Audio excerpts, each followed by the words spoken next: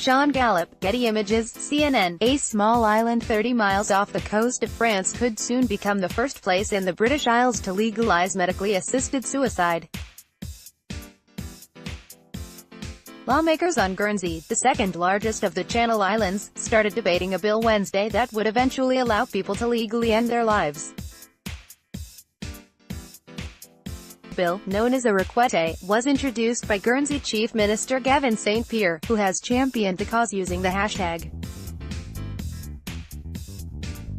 He wants to see legislation that would allow terminally ill people with less than 6 months to live to end their own lives with the help of a doctor. Human rights on any rationale.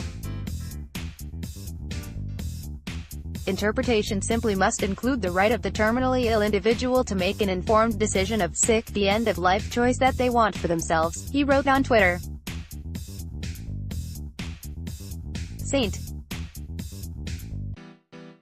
Pier also believes that change is unavoidable. Governments can choose to lead or they can choose to follow the will of the people. Either way, giving terminally ill individuals their right to informed end-of-life choices is inevitable, he wrote in a tweet.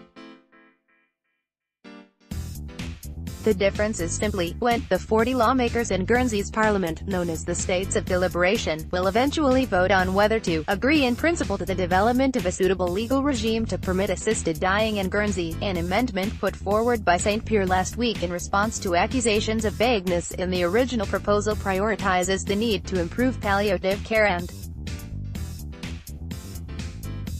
capacity legislation and specifies that the process should be available only to terminally ill adults resident in Guernsey with mental capacity and less than 6 months to live. Implications for the UK if the measure passes: a period of consultation will follow, during which a working group will speak with relevant groups, including members of the public, medical professionals, and the UK Ministry of Justice.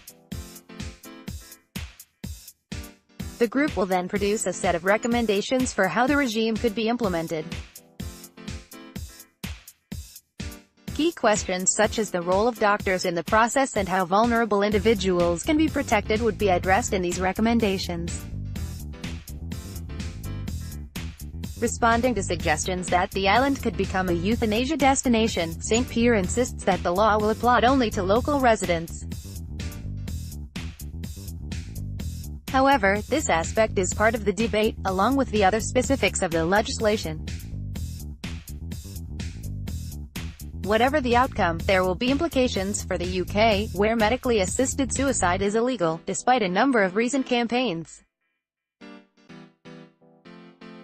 As a British Crown dependency, Guernsey can set its own laws, but these must be approved by the Privy Council, a group of senior Westminster politicians who assess the future impact of the legislation on the UK. The process will probably trigger a renewed debate in the UK, where a bill on assisted dying was rejected by MPs in 2015. Debate at the time was heated, and opinions on the island seem equally divided.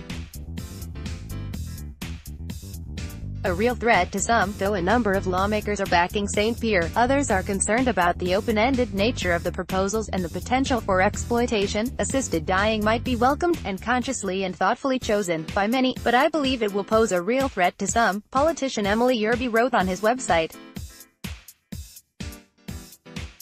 Among those will be people at their most frightened, at their most vulnerable, and at their physically weakest.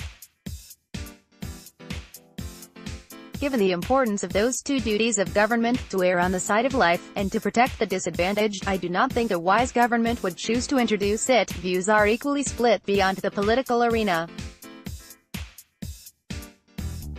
Although a number of charities including Dignity and Dying are backing the bill, many of the island's Christian leaders have spoken out against it.